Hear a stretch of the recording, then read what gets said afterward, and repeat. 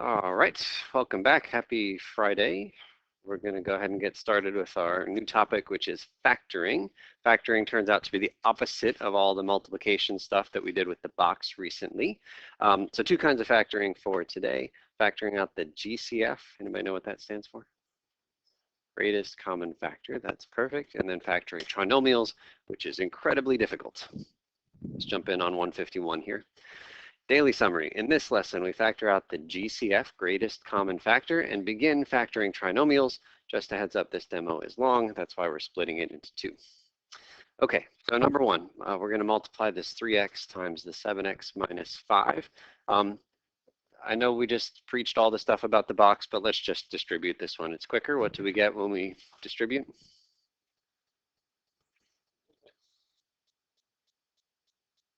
Minus 15x. Okay, so that's old. That's from the previous lesson. And now we've got this brand new word factor, 21x squared minus 15x. Any guesses for the answer here?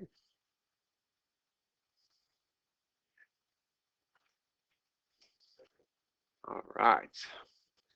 Joel is the factor whisperer. How did you get that?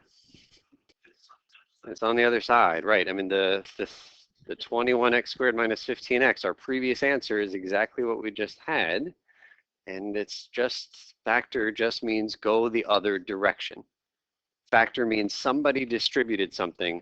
Let's peel it back out. Let's undistribute and go back to where it was in that form. It turns out that this form is going to be quite useful for us down the road. Having things look like they looked before we distributed is going to be very useful, right? So the word factor, I'll just write it up here. Factor means turn into multiplication. Turn into multiplication. There is one big old multiplication in this factored problem. It's right there with the red dot. You see it? And at its heart, this original thing was a subtraction. Yes? Yeah, there's multiplication in here. There's a 15 times x. But if you zoom out, the biggest thing going on here is a subtraction of two things. Inside of those two things, yeah, there's multiplication. But this is a subtraction problem at its heart. This is a multiplication problem at its heart. Don't get lost in the details in here. This is two things multiplied together, yeah? One of those things happens to involve a subtraction, but it is now a multiplication at heart. And the word factor you've seen before, like if I said, give me factors of 8. 2 times 4, what did you do to 8? You turned it into multiplication, yeah? That's what it means to factor, turn into multiplication. Okay, so here's an example similar to the one that we just did. We're actually not going to do it right now because we did a bunch of them very recently, but multiplying that by that inside of that box. We had lots of practice with it. Trust me when I say that's the answer there. So now we're going to go the other direction, the much harder direction. Somebody's going to tell us this and ask us to go back to this, okay? So the first task is to figure out what was the thing that was outside without actually knowing what it is. So I'm going to highlight what we're given. We're given this thing right here. And we're going to ask ourselves, what was the thing that was out in the front? Yeah, Jesse. What goes into all of them? That's the key, right? We're given the yellow thing. We know it came from somebody on the outside. I'll highlight the green, but we don't know that yet.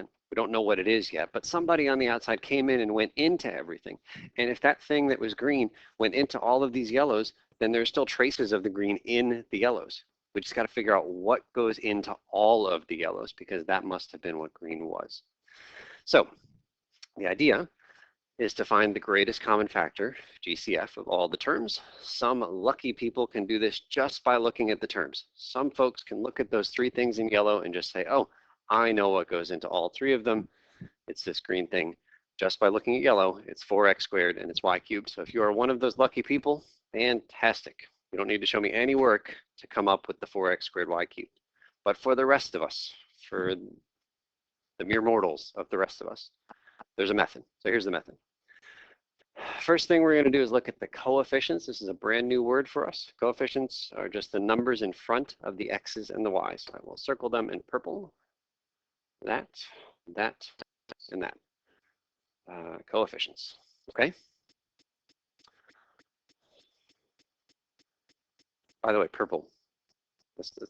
I just made a purple mark. Isn't that cool? Like purple. We haven't had purple all semester, I don't think. Yeah, it's the little things in life. Okay, so looking for the greatest common factor of -12, -28, and 8. Hopefully we can all be lucky here and just know what's the biggest number that goes into all of them. Say it out loud. 4 is good, right? Just by inspection. So hopefully we see that 4 is the greatest common factor. And so what we're going to do is we're going to write a lot of stuff out. We're going to take that -12 and write it as 4 times something. We're going to take the -28 and write it as 4 times something because we saw the 4. So let's see what we can do here. I'll underline this -12. It is really 4 times -3. Yeah, that's just pulling the 4 out. We'll underline the -28. What is it? 4 times -7. That's written out here.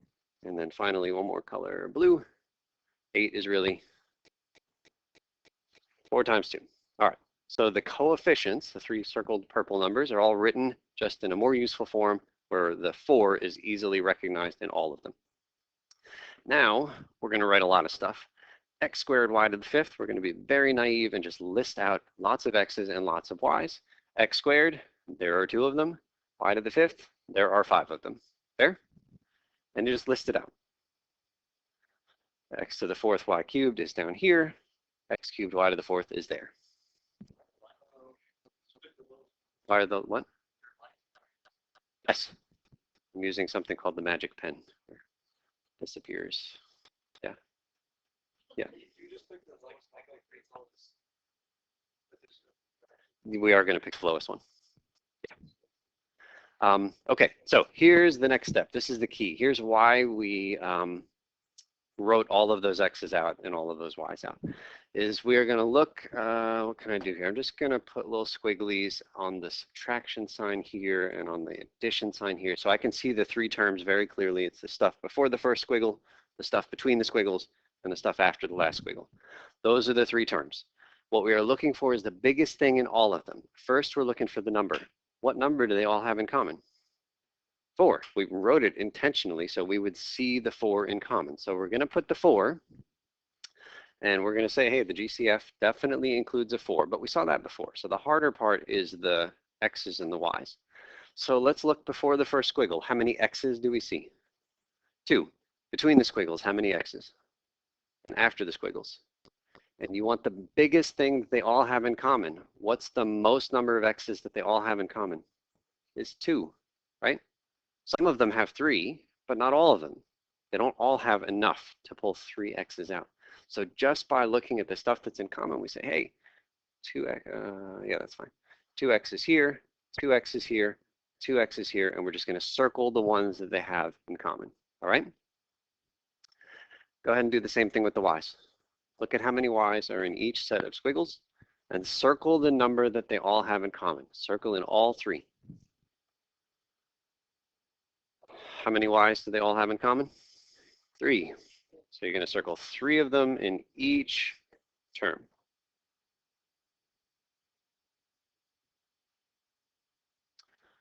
And while I'm circling, I'm also going to circle the 4's because those were in common.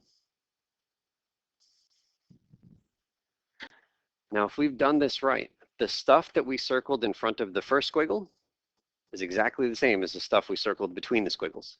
Yes? Right? In the first squiggle, we circled a 4, XX, Y, Y, Y. Yes? And between the squiggles, we circled the same thing, a 4, 2 X's, and 3 Y's. And after the squiggles, the same thing. That's how you decided to circle, is you grabbed the most that you could from all of them. So of course you circled 3 copies of the same thing. But if those are 3 copies of the same thing, then gosh, that must have been the thing that was in the front of the parentheses to start. That's what they have in common. And Jesse, what did you say before? The biggest thing that that goes into all of them. That's got to be it. It's what we circled all 3 times. And so the greatest common factor is exactly what we circled. It's a 4. It's x to what power? Squared, and y to the 3. That's the greatest common factor. And so we say, hey, that means that the 4x squared y cubed had to have been outside of some blank parentheses. Yeah? And the nice thing is that the stuff that goes in the parentheses is really easy to identify. Can anybody tell? Or I'll highlight here in blue. How can you tell what from that first squiggle belongs in the parentheses? It's the stuff that isn't circled, right? It's everything that isn't circled. What is circled has already been accounted for. It's been put outside the parentheses. What isn't circled must have been the thing that was in the parentheses to start. So we just write it. So what isn't circled in the first thing? I see a -3, skipping over all the circled x's and y's, and we get y to the second. That must be what was in the parentheses. And then I see a subtraction sign. It's hard to see next to the squiggle, but there's a subtraction sign. Skipping the circled stuff and writing only what isn't circled, what do we get? 7x squared.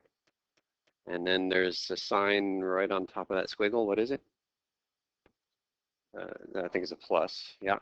And then 2xy. That's our answer.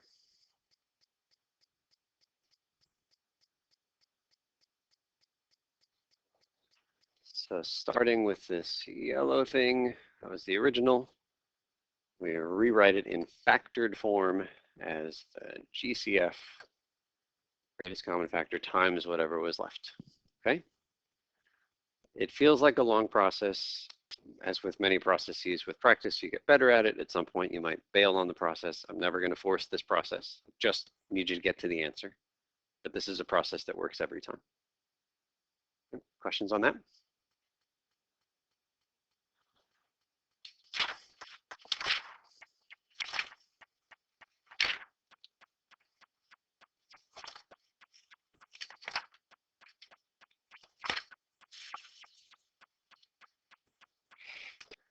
Okay.